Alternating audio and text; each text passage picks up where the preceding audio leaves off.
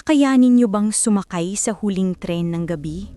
Kung alam niyong hindi lahat ng bumababa at makakasabay mo ay tao? Maligayang pagbabalik sa aking channel. Bago ko simula ng istorya, huwag kalimutang mag-like and subscribe. Hit the notification bell so you don't miss an upload. Ngayong episode, pakinggan natin ang liham ng isang pasahero na nakaranas ng isang biyahe sa LRT na tila lumihis sa realidad at baka hanggang ngayon ay hindi pa siya tuluyang nakakababa. Magandang araw po sa inyo at sa lahat ng tagapakinig ng channel na ito. Tawagin niyo na lang po ako sa pangalang Hendrix. Araw-araw po akong sumasakay ng LRT papasok sa trabaho. Sanay na ako sa siksikan, sa tunog ng riles, sa malamig na hangin na may halong amoy ng bakal at pawis. Normal na bahagi na siya ng routine ko. Pero may isang gabi na hindi ko makalimutan. Isang biyahe na hanggang ngayon ay pakiramdam ko hindi talaga dapat nangyari. Galing po ako noon sa overtime. Bandang 10:00 na ng gabi nang makarating ako sa estasyon. Hindi na gaanong kadami ang tao. Tahimik ang paligid kumpara sa rush hour. Pagdating ng tren, sumakay ako sa dulong bagon dahil mas konti ang pasahero roon. Sa loob, may 4 na tao lang bukod sa akin. Isang matandang lalaki na nakayuko, isang babaeng nakaputi na nakatayo malapit sa pintuan, at 2 estudyante sa kabilang dulo. Umupo ako sa gitna. Nung una, normal lang ang lahat. Umaandar ang tren, naririnig ko ang pamilyar na anunsyo ng bawat istasyon. Pero pagdating namin sa susunod na hintuan, may napansin ako. Hindi bumukas ang pinto. Huminto ang tren pero sarado ang pinto. Walang anunsyo, walang bumababa o sumasakay. Ilang segundo ang lumipas bago ito muling umandar. Nagkatinginan kaming dalawa ng isang estudyante. Mukhang napansin din niya. Pagdating sa susunod na istasyon, ganun ulit. Hinto, walang bukas na pinto, walang anunsyo. Doon na ako kinabahan.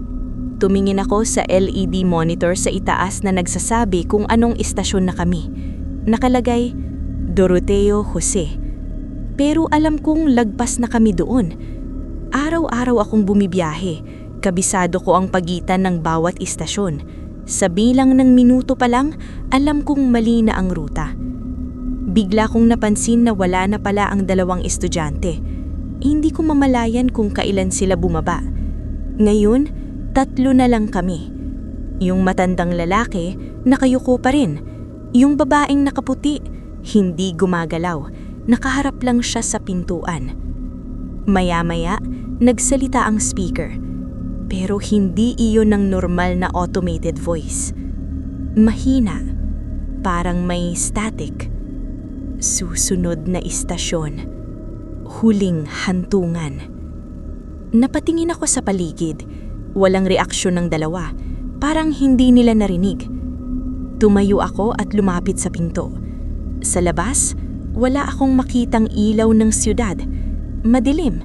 Parang wala kami sa taas ng kalsada. Parang nasa loob ng tunnel. Pero wala namang tunnel sa linya na iyon. Biglang nag-flicker ang ilaw ng bagon. Sa isang iglap ng pagpatay-sindi ng ilaw, nakita ko ang refleksyon ko sa bintana. Pero may isa pang nakatayo sa likod ko. Pagbalik ng ilaw, wala. Napalingon ako. Nasa likod ko na ang babaeng nakaputi. Hindi ko narinig ang mga yapag niya. Hindi ko naramdaman na lumapit siya. Napakalapit niya. Nakayuko ang ulo. Basa ang buhok. Parang tumutulo ang tubig sa sahig. Mahina siyang nagsalita. Hindi ka dapat dito. Nanginginig akong umatras, pero sarado ang pinto. Biglang huminto ang tren. Bumukas ang pinto. Madilim ang labas. Walang platform. Walang tao. At sa unang pagkakataon, gumalaw ang matandang lalaki. Tumangala siya. Wala siyang mga mata. Itim ang loob ng mga mata niya, parang hukay. Sabay silang tumingin sa akin. Bumaba ka na. Sabay nilang sinabi. Doon ako napasigaw at biglang bumalik ang ilaw, bumukas ang pinto at nasa Carriedo Station ako. May mga taong sumasakay at bumababa. Maingay. Normal. Wala na ang matanda, wala na ang babaeng nakaputi. Akala ko guni-guni lang lahat dahil sa pagod. Pero nang tingnan ko ang oras sa cellphone ko, alas 12:30 na ng madaling araw. 2 oras ang lumipas. Imposible. 15 minuto lang ang biyahe ko dapat. Simula noon, may napapansin ako. Kapag sumasakay ako sa huling tren, minsan may naririnig akong mahina sa speaker kahit walang anunsyo.